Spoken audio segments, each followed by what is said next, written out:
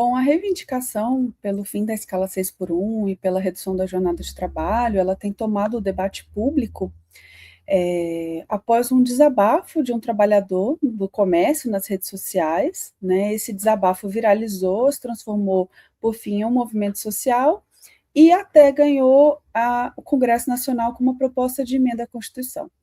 Não é por acaso que esse tema voltou ao debate público, né, porque há um esgotamento físico e mental da classe trabalhadora brasileira. Trabalha-se muito no Brasil por longas horas e ganha-se muito pouco.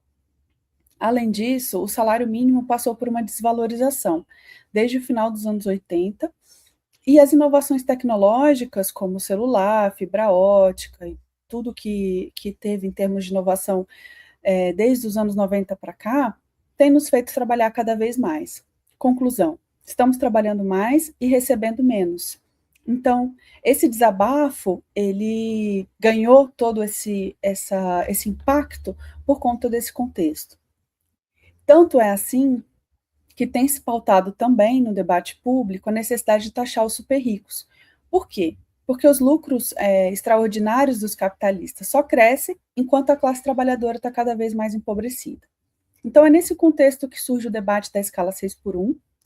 É importante que se dizer que essa escala ela impede que o trabalhador tenha dias de descanso suficiente para se dedicar a outras atividades que não sejam o trabalho, como atividade de lazer, tempo de qualidade com os familiares, tempo para se dedicar aos afazeres domésticos, tempo para se dedicar à qualificação profissional, aos estudos.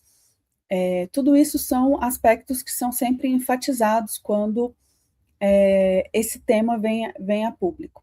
É importante lembrar também que a luta pela redução da jornada de trabalho, ela é uma luta que já dura 200 anos. Né? Marx já mostrava no Capital que os argumentos dos industriais contra a limitação da jornada de trabalho, na época de 12 horas diárias para 10 horas diárias e depois para 8 horas diárias, são argumentos que são os mesmos que a gente está observando nos dias de hoje, que os empresários vão falir, que a indústria não dá conta, né? Na época do Marx, a indústria, hoje se fala os serviços não dão conta, mas nada disso é verdade. Né? O que esses capitalistas e todo esse debate coloca é que há uma resistência em se repartir um pouco desses lucros extraordinários, como eu falei, que têm sido ganhos com o aumento da produtividade do trabalho, dado as inovações tecnológicas que nós assistimos aí nos últimos 40 anos, e com a exploração desses trabalhadores submetidos aí a longas horas de trabalho. Então, também é importante lembrar que a jornada de 40 horas semanais, ela é uma realidade em diversos países ditos desenvolvidos há mais de um século, tendo sido uma conquista da Revolução Russa de 1917. Então, essa jornada atual, que no Brasil se trabalha 44 horas semanais, ela já está ultrapassada em coisa de um século. Também sabe-se que a redução da jornada de trabalho na França para 36 horas semanais, ela teve um impacto muito positivo, aumentando o tempo dedicado ao lazer e aos cuidados com os filhos e reduzindo o desemprego. Então, para contribuir com esse debate, e dado esse contexto todo que eu coloquei, pretendo apresentar um pouco o artigo, né, que eu trato sobre os efeitos deletérios das longas jornadas de trabalho sobre a saúde física e mental dos trabalhadores submetidos a elas. Eu utilizo para esse estudo o caso dos entregadores por plataformas digitais. Essas plataformas, elas são empresas internacionais, oligopólios, que atuam há aproximadamente 10 anos no Brasil e que, devido ao seu enorme poder econômico, elas não estão submetidas às normas trabalhistas e fiscais. De maneira que seus trabalhadores são submetidos a jornadas que podem ultrapassar 24 horas em um único dia. É comum ouvirmos desses trabalhadores que, quando eles não conseguem atingir a sua meta de remuneração durante a semana, eles passam o final de semana virados, como eles falam. Ou seja, sem dormir, para poder atingir um mínimo ali de remuneração para dar conta das suas despesas. Usualmente, eles relatam trabalhar entre 10 e 12 horas diariamente, com apenas uma folga na semana.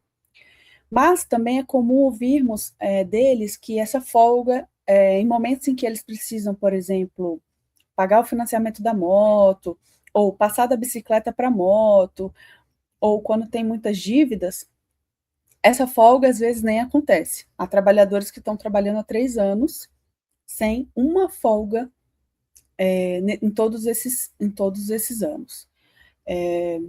Ou seja, estamos falando então de uma categoria que está submetida a uma escala de trabalho ou 7 por 0 ou 6 por 1, usualmente, em uma jornada que ultrapassa as 44 horas semanais. Eles são, então, um exemplo para a gente observar esses efeitos deletérios desse regime de trabalho, dessas longas jornadas, sobre a sua saúde. Né? Em primeiro lugar, o que eles relatam? Problemas com convívio familiar.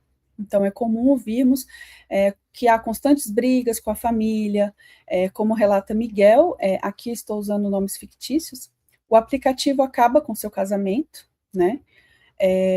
Muitos também se ressentem de não acompanhar o crescimento dos filhos, porque não moram com eles moram com os filhos, mas eles saem cedo de casa, quando os filhos estão dormindo, quando voltam, os filhos também estão dormindo, e os finais de semana eles estão trabalhando, tendo, às vezes, né, um dia de descanso semanal, como é o caso da escala 6 por 1, né. Um segundo aspecto relatado por esses trabalhadores é o estresse. Eles afirmam viver em um constante estado de tensão e alerta. Como a remuneração deles é por entrega feita, todo o tempo deles é percebido como um tempo potencialmente de trabalho, de maneira que nos dias de descanso, eles sentem uma culpa por não estarem trabalhando.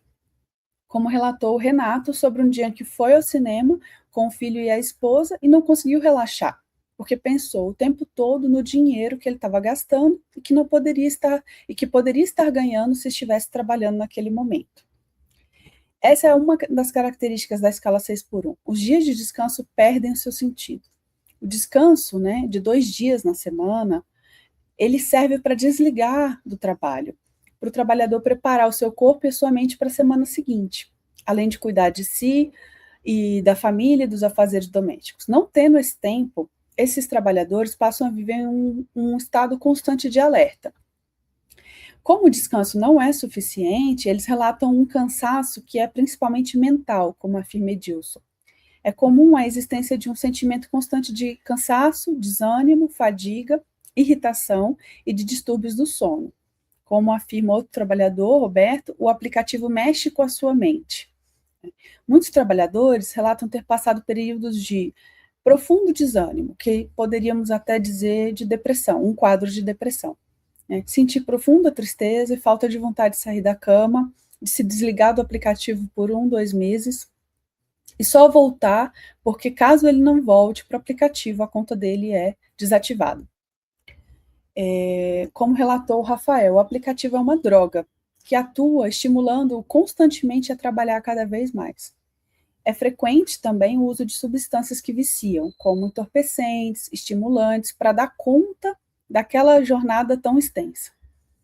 As jornadas também são responsáveis pelo aumento do número de acidentes de trabalho, as longas jornadas. Nesse caso, o local de trabalho deles são as ruas, e é preciso enfrentar um trânsito caótico. Então, de maneira que o estresse, a má alimentação, os conflitos com os clientes, o ritmo acelerado de trabalho e a falta de apoio das plataformas para a resolução de problemas banais do cotidiano desses trabalhadores e, sobretudo, as longas jornadas contribuem para que esses acidentes eles sejam cada vez mais fatais. E um outro aspecto também sentido por esses trabalhadores é um sentimento de desvalorização. É como se o seu trabalho não importasse para a sociedade. Né? Muitos trabalhadores relatam que, na época da pandemia, se sentiam valorizados pelo comércio, pelo próprio cliente que demandava o serviço, mas que agora não tem se sentido dessa maneira. Ele sente que ele não tem o mesmo direito que os demais. Ele não tem direito ao descanso, ele não tem direito às férias, direito ao lazer, direito a uma alimentação adequada, a uma renda digna. Então, a redução da jornada de trabalho e o fim da escala 6 por 1, ela é sobretudo uma demanda civilizatória.